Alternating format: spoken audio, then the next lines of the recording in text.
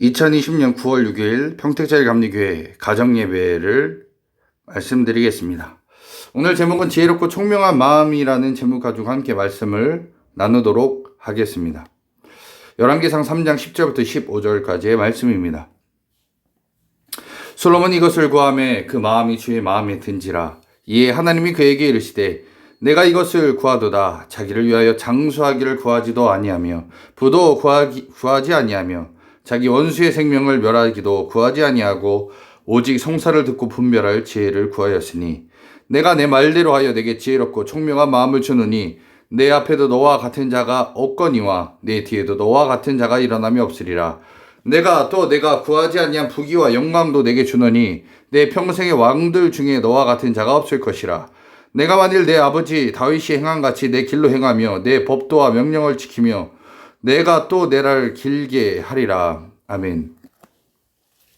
솔로몬이란 이 자는 지혜와 총명을 하나님께 받은 자입니다. 자, 그런데 이 솔로몬이 받은 지혜와 총명 우리는 못 받는가라는 거죠. 하나님께서는 우리에게도 이 지혜롭고 총명한 마음을 주실 수 있다라는 겁니다. 그러면 어떻게 기도하고 어떻게 해야 되는지 오늘 말씀을 함께 나누도록 하겠습니다. 자, 출애굽기 시절에 이스라엘 민족이 애굽에서 노예 생활을 했습니다. 당시에 많은 피라미드, 스핑크스, 기타 많은 공사들에 이스라엘 민족들이 동원됐었습니다. 근데 이 당시에 성경은 이렇게 얘기하죠. 출애굽기 2장 23절에 여러 해 후에 애굽 왕은 죽었고 이스라엘 자손은 고된 노동으로 말미암아 탄식하며 부르짖으니 그 고된 노동으로 말미암아 부르짖는 소리가 하나님께 상달된지라. 자, 오늘 여기서 보면 부르짖는 소리가 하나님께 상달되었다. 어떤 사람들이 이것을 기도가 하나님께 상달됐다라고 얘기하지만 이 부르짖는 소리는 기도가 아니었습니다. 그럼 뭘까요? 이스라엘 민족이 이 기도라는 것은 하나님을 찾는다는가 아니라 그들이 살아가는 모습이 너무 괴로웠고 너무 힘들었다라는 것을 표현하는 내용입니다. 창세기 19장에도 보면 소돔과 고모라에 대한 표현을 이렇게 얘기하고 있습니다. 그들에 대한 부르짖음이 여호와 앞에 크므로 여호와께서 이것을 멸하시려고 우리를 보내셨나니 우리가 멸하리라. 소돔과 고모라 백성들이 부르짖는데 하나님께서 그것을 멸하신다? 자, 이 말이 의미가 완전히 다르죠. 부르짖는다는 것은 기도했다라는 게 아니라 그들의 생활의 모습을 얘기하는 겁니다. 이스라엘 민족들이 애굽에서 고난당하고 고통당하는 모습 가운데 있음을 하나님께서 보시고 그것을 표현한 것을 부르짖었다라고 표현한 거죠. 당시에 소돔과 고모라의 백성들도 그들이 죄악 가운데 하나님 앞에 부르짖었다라는 표현입니다. 그러니까 죄악과 더러운 모습을 가지고 그들이 하나님 앞에 있었다. 그거를 하나님께서 들으셨다라는 겁니다. 그렇기 때문에 우리가 기도를 우리의 입술로 하는 것도 있지만 내 생활의 모습, 내 생활의 행동을 통해서 하나님께 보여드리는 것도 부르짖음이다 라는 거죠. 그러기에 내 모습, 내 행위가 하나님께는 다 상달된다라는 얘기입니다.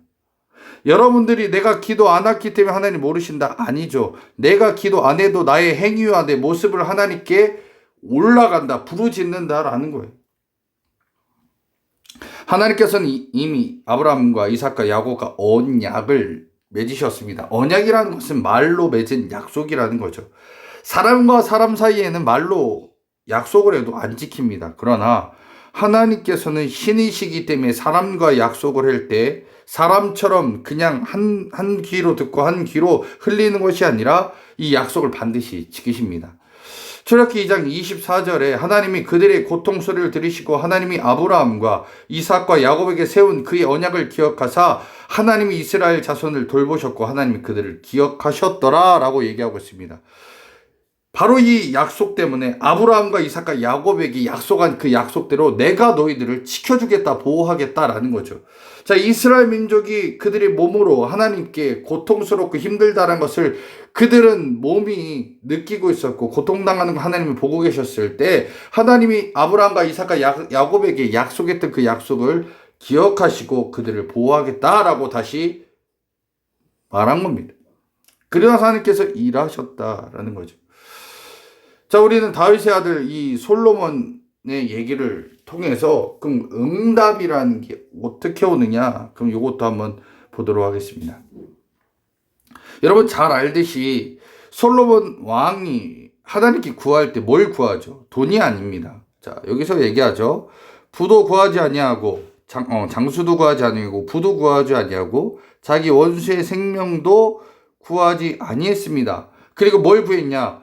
송사를 듣고 분별하는 지혜를 구하였다라고 성경은 얘기하고 있습니다. 자, 백성들이 얘기하는 소리를 듣고 재판하여 선악을 분별하게 하옵소서. 주의 백성을 재판하여 선악을 분별하는 마음을 주시옵소서라고 얘기했습니다. 다른 말로 우리 이건 지혜 또는 총명이라고 얘기할 수 있습니다.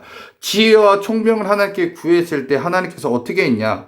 내가 내 말대로 내게 지혜롭고 총명한 마음을 주노니라고 얘기했습니다.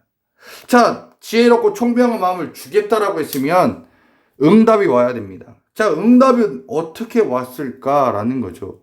자, 그 뒤에 보면 이런 얘기가 있죠. 이 두 어머니가 옵니다. 한 아이를 데리고 오죠. 자, 한 아이가 있는데 이 아이는 나의 아이입니다. 근데 이 엄마도 나의 아이입니다 라고 얘기하는 거죠. 자, 이 둘 다 자기 아이라고 했을 그때 솔로몬이 얘기합니다. 이 아이를 반을 쪼개서 각자에게 나눠줘라 라고 했을 때 한 어머니는 얘기하죠. 반만이라도 좋습니다 라고 할 때 다른 한 어머니는 아닙니다. 그렇다면 이 아이를 저 여자에게 주십시오 라고 얘기했습니다. 자, 진짜 어머니는 그 아이를 살리는 게 중요했겠죠. 자, 이 판결을 한 것을 우리는 보면서 뭘 느끼냐? 솔로몬이 기도했던 그 기도, 아까 얘기했던 지혜와 총명이 그에게 왔다라는 사실을 우리는 알 수가 있다라는 겁니다. 자, 솔로몬이 기도한 대로 그에게 이러한 능력이 생겼다라는 거죠. 자, 그러면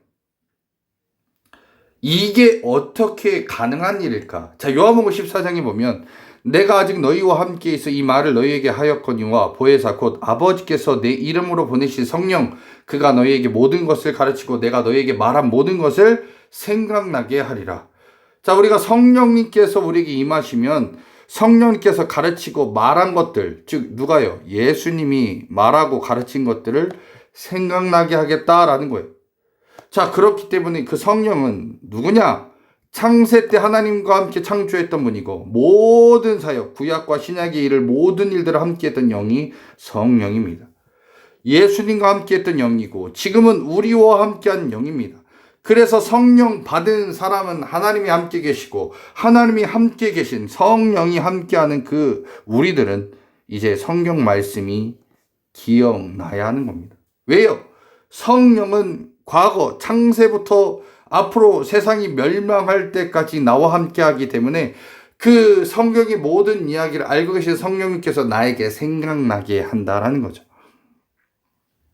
자, 그럼 우리가 예수를 믿는 믿음이 있고 성령을 받았다면 예수님께서 하신 말씀들이 이제 기억나야 한다는 거예요. 언제요? 어떠한 상황이 있을 때 이때는 이런 성령 말씀이, 이때는 이런 말씀이 기억나야 한다는 겁니다.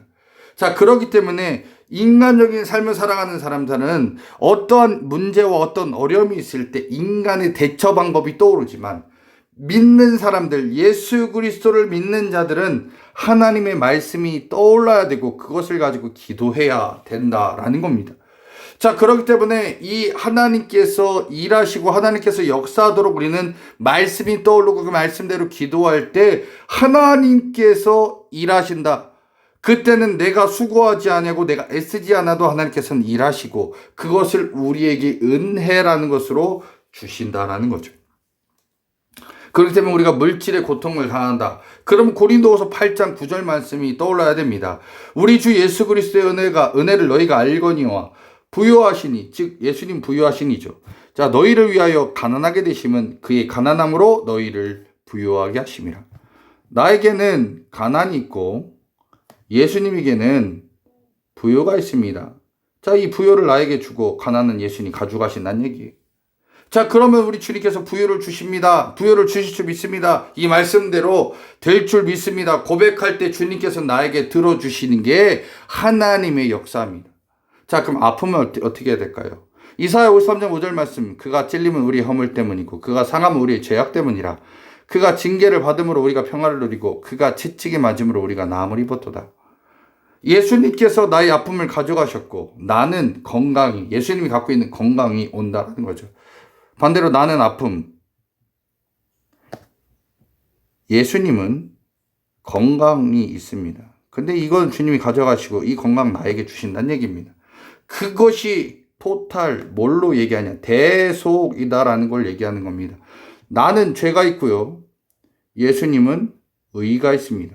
나의 죄를 예수님이 가져가시고 의는 나에게 온다라는 거예요. 예수님은 그 죄를 가지고 어디 십자가에 달려 죽으셨기 때문에 예수님께서 내 대신 모든 죄와 죄값을 가지고 죽으셨고 나는 이것을 믿음으로 의가 와서 나는 의인이라고 주님께서 인정해 주신다라는 겁니다. 여러분, 솔로몬이요, 기도했을 때 하나님께서 지혜를 주셨습니다. 내가 문제가 있을 때 이 말씀들이 떠올라야 정상이라는 거예요. 왜요? 성령이 나와 함께 있다면 성령님께서는 말씀이 기억나게 하시고 그것을 내 입술로 말하며 기도하게 하시면서 역사한다라는 겁니다. 자, 내가 물질이 없고 능력이 없고 힘이 없고 어떤 어려움이 있을 때 하나님께서는 세상의 방법이 아니라 하나님의 말씀을 내게 떠오르게 하셔서 기도하게 하시고 역사하게 하신다는 겁니다. 여러분, 한 주 동안 이것을 가지고 기도해 보십시오. 여러분, 어려움이 있을 때 세상 방법이 떠오른다면 내게 성령이 함께 하지 않는 겁니다.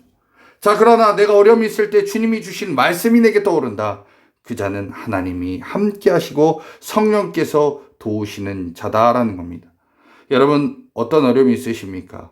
주님의 말씀을 구하는 자가 되십시오. 그리고 하나님의 은혜를 경험해서 하나님께서 일하시는 은혜를 경험해서 한 주가 끝나면 또 감사합니다. 또 하나님께서 일하셨습니다. 하나님께서 도와주셨습니다. 고백할 수 있는 저와 여러분 되기를 간절히 축원합니다.